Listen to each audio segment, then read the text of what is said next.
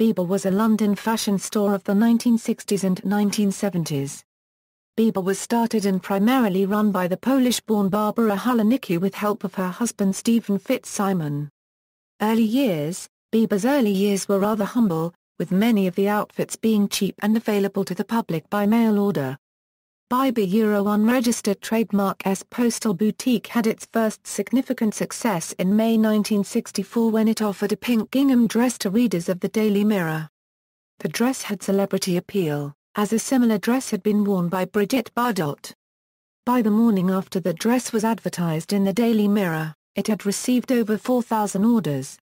Ultimately, some 17,000 outfits were sold. Stores and mail order services. The first store, in Abingdon Road in Kensington, was opened in September 1964. Hulanicki unregistered trademark S first encounter with her new customers was at 10:00 unregistered trademark clock on the Saturday morning it opened. The curtains were drawn across the window while the shop was packed with girls trying on the same brown pinstripe dress in concentrated silence. Not one asked if there were any other styles or sizes, Hulanicki remarked. The brown pinstripe dresses were being stored in the shop because Hulanicki unregistered trademark S apartment was overflowing with boxes of clothes for their mail order service. Fitz-Simon dropped Hulanicki at the shop and went to pick up more dresses. Hulanicki went to the bathroom and when she came back the shop was packed. The louder the music played the faster the girls moved and more people appeared in the shop. I had sold every dress by 11. After the last dress had been sold, people were still lining up inside waiting for the next delivery. The shop's main appeal was what was seen on TV on Friday night could now be bought on Saturday and worn that night. As the Biba style and logo became more and more recognizable, the more and more people wanted to be seen in it. The second store at 19-21 Kensington Church Street opened in 1965 and series of mail order catalogues followed in 1968. Which allowed customers to buy Biba style without having to come to London. The next move, in 1969, was to Kensington High Street, into a store which previously sold carpet. Again, it was unique.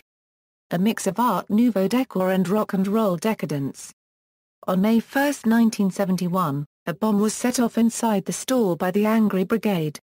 They claimed responsibility for it in Communique 8. Which was published in IT magazine.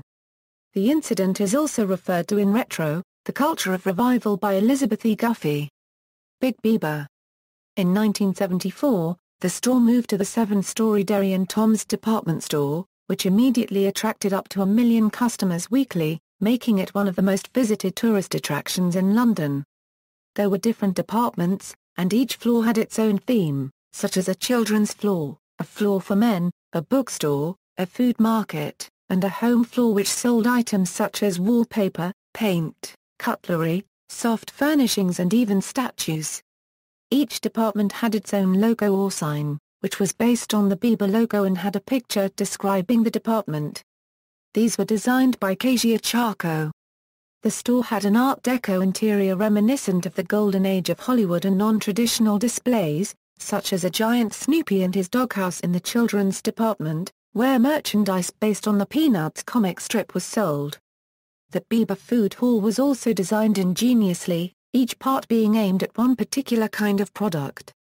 A unit made to look like a dog consisted of dog food. A huge baked beans tin can consisted of only tins of baked beans. A can of Warhol's condensed soup etc., all foods having individual innovative units. Also at the new Big Biba was the Rainbow Restaurant, which was located on the 5th floor of the department store and was destined to become a major hangout for rock stars, but which was not solely the reserve of the elite. Also at the site was the Kensington Roof Gardens, which are still there today. Look and feel. The Biba look, or dude look, was fresh little foals with long legs, bright faces and round dolly eyes. Hulanicki describes her customers as post-war babies who had been deprived of nourishing protein in childhood and grew up into beautiful skinny people, a designer's dream. It didn't unregistered trademark take much for them to look outstanding. These women were mostly teenagers or 20-year-olds, who wanted to have clothes that looked good on them. All the Biba girls remember how women over 30 years old were considered old in the Biba store, and probably felt isolated as these girls felt in other stores. The employees were from the same demographic. Among them at one point was a young Anna Intor, later editor of Vogue. The Biba look consisted of what Hulanicki called auntie colors: blackish mulberries, blueberries, rusts and plums.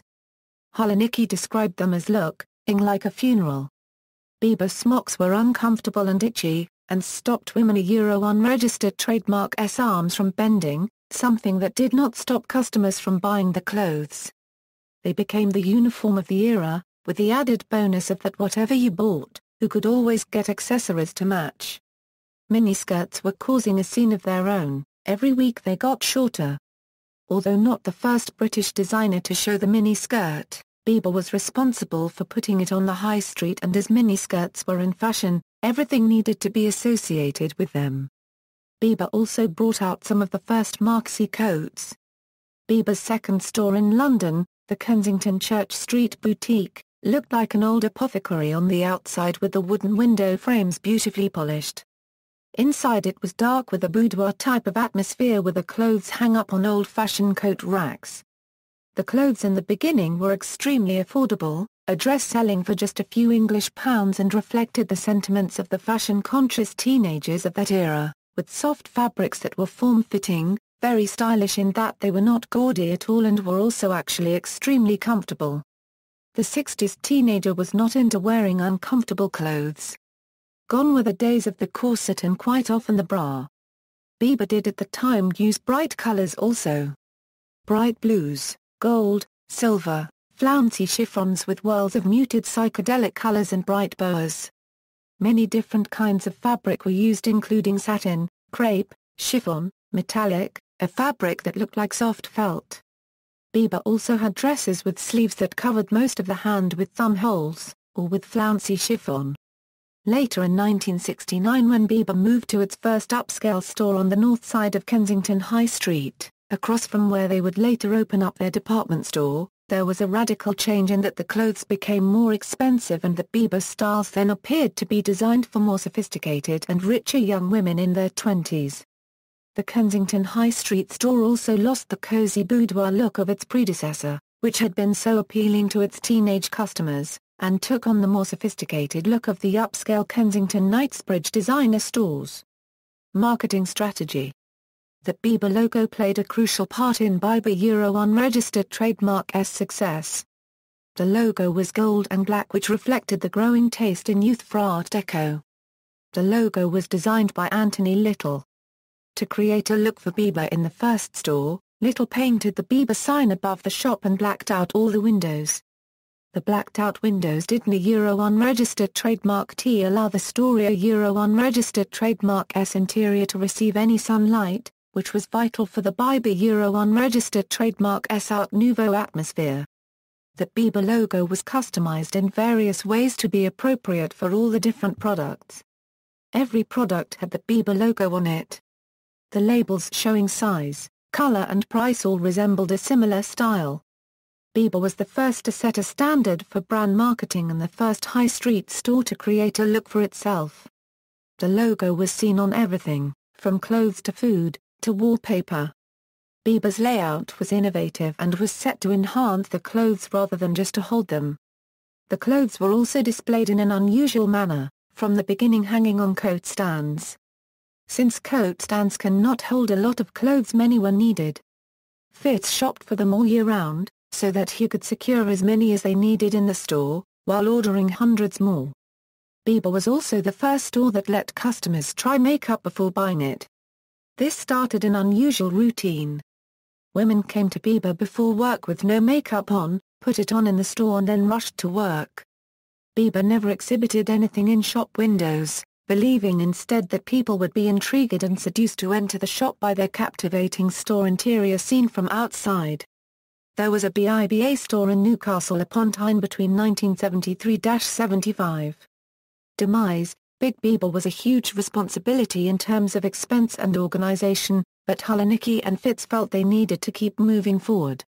Because of this massive undertaking, Hulanicki said, "Every time I went into the shop, "I was afraid it would be for the last time." No one was aware of how serious the financial difficulties were going to be, and they proved too much for the new entrepreneurs. As a result, Dorothy Perkins and Dennis Day came to save the day and bought 75% of Biba. This led to the formation of Biba Limited, which meant that the brand and the store could now be properly financed. After disagreements with the board over creative control, Hulanicki left the company and, shortly afterwards in 1975, Biba was closed by the British Land Company. The Dorothy Perkins shareholder decided that the Derry and Toms building that housed Big Biba was worth more than the ailing business itself. It sold the trademark to a consortium with no connection to Barbara Hulanicki, who opened a store in London on November 27, 1978, on 2 floors in Conduit Street in London's Mayfair. The store was not a success, and closed less than 2 years later. Relaunches. There have been several attempts to relaunch Biba, the first occurring as soon after its closure as 1977. Another relaunch took place in the mid-1990s with Monica Zipper as head designer. Barbara Hulanicki has not been involved with any of these relaunches, and due to the use of Biba's logo and similar labels, these garments are easy to pass off as original vintage pieces. The Biba label was relaunched again in May 2006 under designer Bella Freud. Again, Biba's founder, Barbara Hulanicki, was not contacted for the relaunch and said it was very, very painful, believing that the new Biba would betray its heritage. Freud's first collection Spring-Summer 2007 was unveiled at London Fashion Week in September 2006, and was criticised for straying from the original concept of low-priced clothes for teenagers, needing more Polish, as they had a Biba flavour but lacked the retro details that the original Biba designs had. Freud's second attempt, Autumn-Winter 2007, was also panned as the kind of thing that's already available in fast fashion chains. Freud left the company after just 2 seasons in June 2007 to relaunch her own label. The Biba relaunch failed and the company went into administration for a second time in 2008. House of Fraser bought the company in November 2009 for a second relaunch by an in-house design team, announcing Daisy Lowe as the new face of the label in an attempt to return to its high street roots. Hector Castro and a 5-strong team were selected to replace Freud with couture hats created by Prudence Millinery. This relaunch was highly successful, outselling House of Fraser's other in-house brands in just 2 weeks of its launch, boosting its year-end sales. Meanwhile, Hulanicki instead designed capsule collections for rival high street company Topshop, has once again expressed her unhappiness with the relaunch, attacking the new Biba as too expensive, and for failing to reflect the original Biba style. She also signed with Asda to produce 3 to 4 collections of clothing retailing between £11 and £18. In 2014, it was announced that Hulanicki would be a consultant to the Biba brand, after signing an agreement with House of Fraser. Legacy, a musical play called Biba, the musical based on the story of Hulanicki and the original company, was in the works in 2009. Biba dresses were listed by Leeds alternative rock band Grammatics Inc. Jet Lakes from their self-titled debut album. Biba's closing sale is mentioned in the lyrics of the Pet Shop Boys' track Requiem in Denim and Leopard Skin. In the film Made in Dagenham, the main character, Rita O'Grady, borrows a red Biba dress for her first meeting with Barbara Castle, only to find that the minister's outfit comes from C&A. References. Bibliography: Hulanicki, Barbara. From A to Biba. London, Hutchinson and Company. Turner, Alwyn W. The Biba Experience. Woodbridge, Antique Collectors Club. Thomas, Stephen, and Alwyn W. Turner. Welcome to Big Biba. Woodbridge, Antique Collectors Club. External links: BIBA LLC, BIBA Online, BIBA VOIP, BBC Radio 4, Woman's Hour, Biba 40th Anniversary, Exploring 20th Century London, Biba Items and Oral Histories from Biba, BBC British Style Genius Video. Twiggy with Barbara Hulanicki discussing Biba.